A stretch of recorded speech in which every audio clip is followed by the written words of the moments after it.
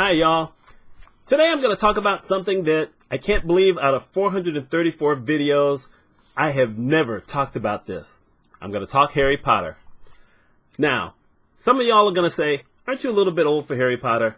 And I'm going to say, you're never too old for Harry Potter. You're never too old for Bugs Bunny. You're never too old for Charlie Brown and Snoopy. So, no, I'm not too old. I was introduced to Harry Potter, well, I guess almost 20 years ago. And so, of course, that means I was in my 40s. And I'd been hearing about it and I was interested. And so I went and I got the book Order of Phoenix, which is the movie that I'm showing in the thumbnail.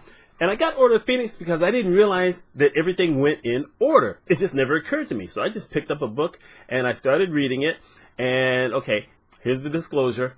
I buy audiobooks for that. Because for fiction, I'd rather be able to listen to it whenever I want to, which basically means in the car. I listen to a lot of stuff in the car, mainly fiction or, sometimes other things. And so instead of just having to sit down and read a book, which is also fine, I want it in the car because then I can listen to it over and over and over again. As a matter of fact, for the Harry Potter series, I listen to every one of the books at least 3 times a year. And I probably watch the movies 4 or 5 times a year. Whenever I do the books, I do the movies. And then I do the movies independently. I'm just fascinated by it. And almost every time I find something new that I like, oh my God, how did I miss that before? And then I write my niece Crystal. I say, hey, do you notice what happened in such and such whatever? I'm sure she thinks I'm nuts too. Anyway, so I've done all these videos and I've never talked about Harry Potter in any of them. I mean, I've mentioned it, but I never talked about anything in the movies or anything in the books. I wrote one article, and it was basically evergreen content. How to write evergreen content like the Harry Potter books. That's it. So I decided that I've seen that there are a lot of videos of folks who had problems with certain movies and certain, portions of the movies, or maybe the entire series. And some of those people didn't like it at all. And some of the people actually liked Harry Potter, but there's things that they felt should be there. And I agree. And I've seen some of these, and there's things that they complained about. And a lot of times I say, well, you know what, you're right on that. And other times I said, well, no, that's a little out of whack. And so I decided to do my 10, but I'm going to give a disclaimer, which is I'm not looking for perfection. The books are way too long, except for the first 2. All the books are way too long. There's no way you can get everything. So I understood why they cut certain things out. I understand why they changed certain things. But in my mind, there was something about the movies that they needed to figure out way in advance. I know kind of with the first point how come they couldn't, and it's too bad because I think that kind of messed some things up. But I acknowledge, there are some limitations here and there. That's just how it is. These are not in order, by the way, except for the last one. The last one is the last one. They're not in order. Okay, the first one is in order. The last one is in order. The 8 in the middle are not. These are my 10 gripes about the movies that I wish that someone had done something different about. The first one, there were too many different directors, and that led to a lack of continuity. So let's look at this. The first 2 movies had the same director. The last 3 had the same director. The ones in the middle, nothing. And it just messed stuff up. The first director basically went from the book. And I think they were fine movies. There was really very little to complain about in those first 2 books. Yes, they did change some things up, but they tried to stick as much to the movie as they could. And I thought that was kind of a great comfort level. And then the 3rd movie came out, and for years, the 3rd movie was my least favorite. Now I've gotten to appreciate it a little bit more now, but it was just so weird and just kind of blew everything away from what we'd gotten used to from the first movies. It was also the new Dumbledore that we got, who was nothing like the Dumbledore in the books. It just totally threw everything out. And then you notice there's other things. For instance, they started the first book and everyone wore robes. The second book, they wore robes. The 3rd book, totally changed. Now they're always wearing regular clothes. And one of the things in the books is that the wizarding people don't understand how to wear quote-unquote muggle clothes. But if that's all they're wearing from the 3rd movie, then that kind of throws that kind of thing out. You know, suddenly the lines are blurred between Wizard World and Muggle World. So that just kind of threw things out of whack. So that's my first gripe. Number 2, the second movie. In the second movie, they have Professor McGonagall explaining the thing about the Chamber of Secrets. You know what they could have done? They could have actually had Professor Binns do it. For those of you who don't know, because you didn't read the books, shame on you, go back and read the books. Professor Binns was a ghost. He was the history teacher. And what happened is that one day he died and his ghost came in and kept teaching. And so this is just a character that's been there forever. And it would have been interesting for them to actually bring a ghost character in, even if it's just that one movie, to have a little depth to it. Because we met, nearly headless Nick. In the last movie, we meet Rowena Ravenclaw, but we never really get anything about the ghosts. Why are the ghosts there? Why are they there? And so it would have been cool to have Professor Binns do it. And, he's basically like, there's no facts about it and whatever. He drones, but this is one of those times where they said that he actually, in his own way, kind of came alive. The classes came alive, asking the questions. That would have been a great setup instead of having McGonagall do it. I know what they did. They just basically cut a lot of characters. They moved a lot of dialogue to different people, but it would have been wonderful to have Professor Binns do that. That's just kind of a little pet peeve. I was okay that they skipped the Death Day party. Y'all may not have known that if you didn't read the book, but nearly headless Nick had a Death Day party the day he was killed and almost had his head cut off. And then he wanted to join the headless hunt group, but they wouldn't let him in because he wasn't headless. He was almost headless. And it was a funny scene in the book. And I understand they skipped that because that would have messed up continuity. But having Binns talk about it would have been fine. Number 3. This was kind of a pet peeve of mine.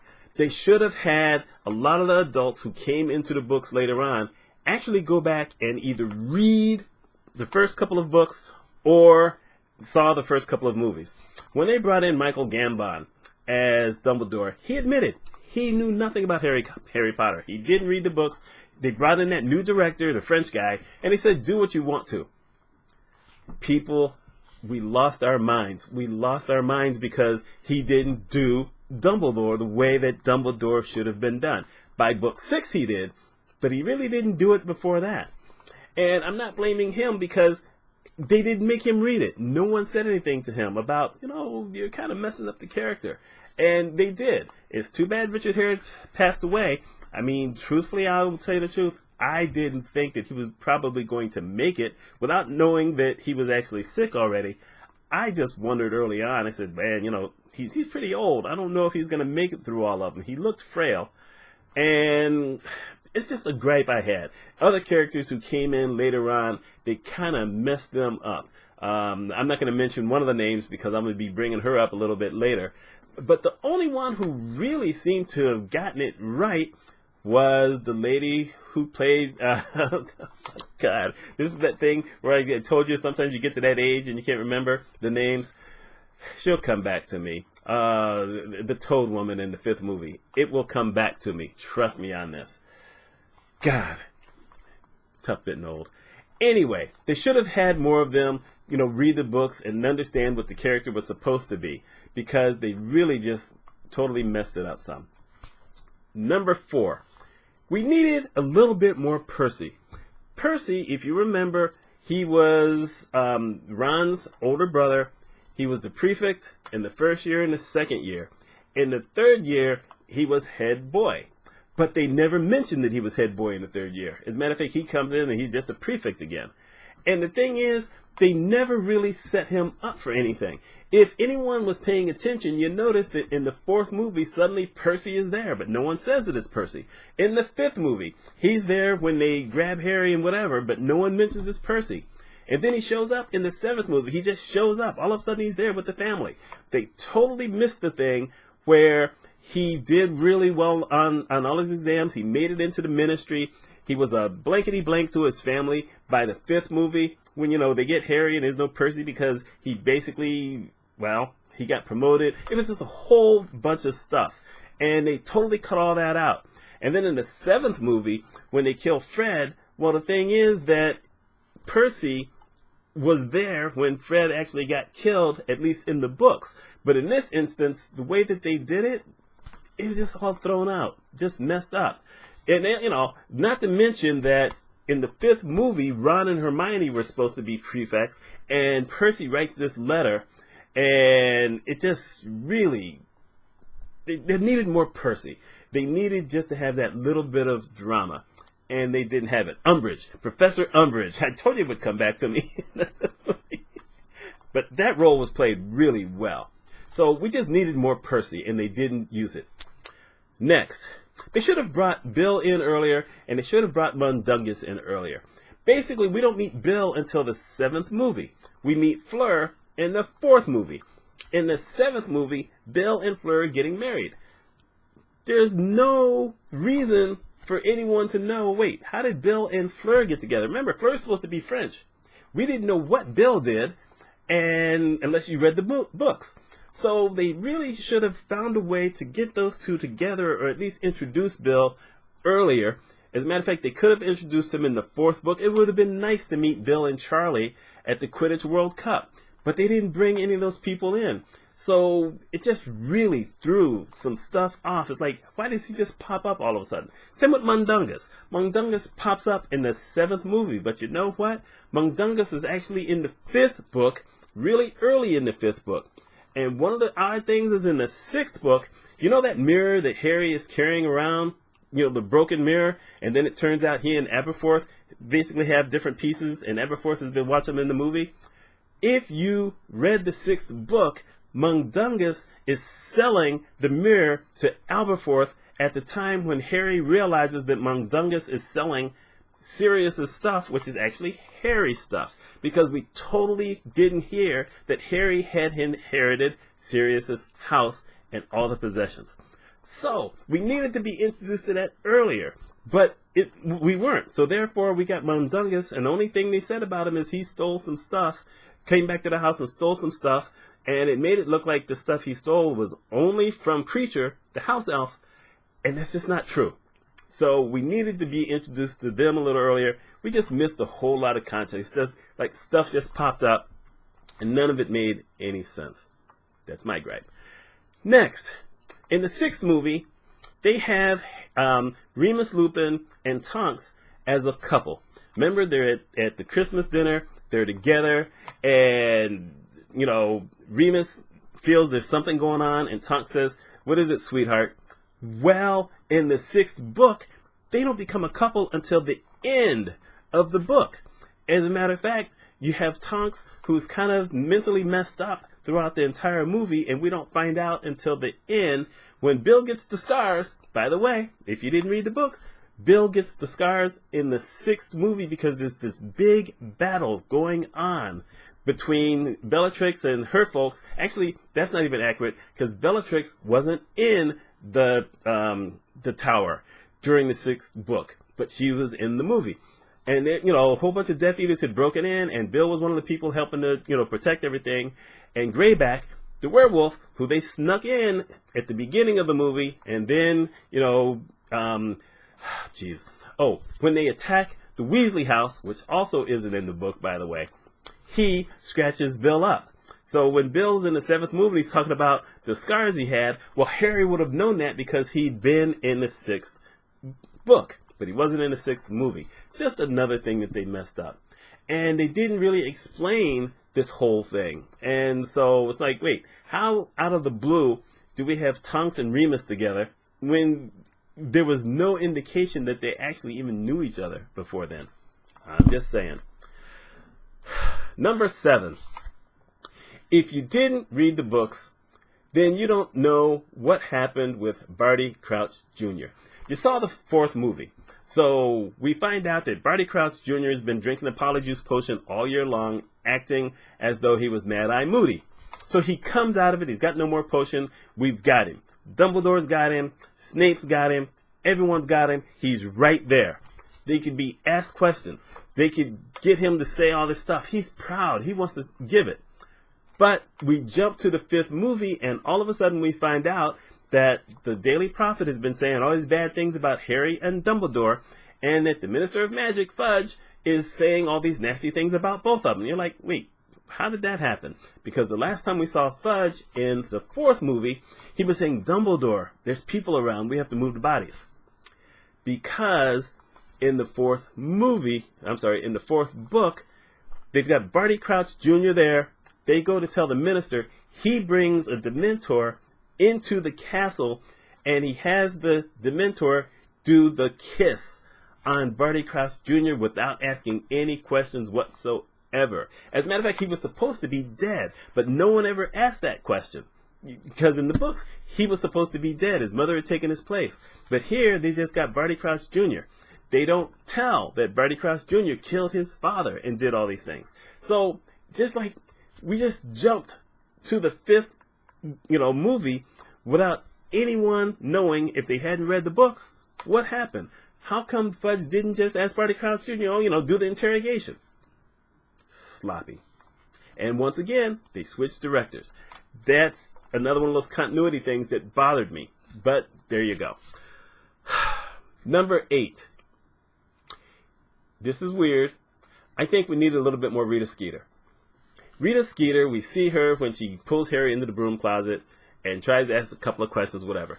In the 4th book, she actually had a very prominent role. And in the 5th book, she had a less prominent role, but she played a big part. And the thing is that you find that Hagrid has his little story because nobody knew that Hagrid was half giant. They never talked about it. And suddenly that's brought up. Rita Skeeter brings that out. And then everyone was calling Harry this liar, and in the movie they never touched upon the fact that Harry gave an interview to Luna's father, the Quibbler, which he put something out there telling what happened the night that Voldemort came back. And Umbridge was livid, and everyone else was livid, but a lot more people came to Harry's side. Because in the 5th book, you have Harry all mad and whatever, and, he's trying to find out who's on his side and who's not, and he feels all lonely and whatever. And you see the tide turning a little bit after he gives the interview. But they totally left that out, because they totally left out Rita Skeeter. As a matter of fact, after the 4th movie, you never hear from Rita Skeeter again until you see the little clip in the 7th movie, because there were 8 movies, where they show that she's written this book about Dumbledore. You needed to kind of have that. You didn't need like tons and tons of her, but that needed to be there. It just would have added a little bit more gravitas to the story. Number 9. A lot of folks have talked about this. This is one of the few things that I'm talking about. This one and actually the last one, but this one here, they messed up Ginny. They just messed up Ginny. Look here. Bonnie Wright's adorable. Just adorable. But Ginny in the books was a tough girl.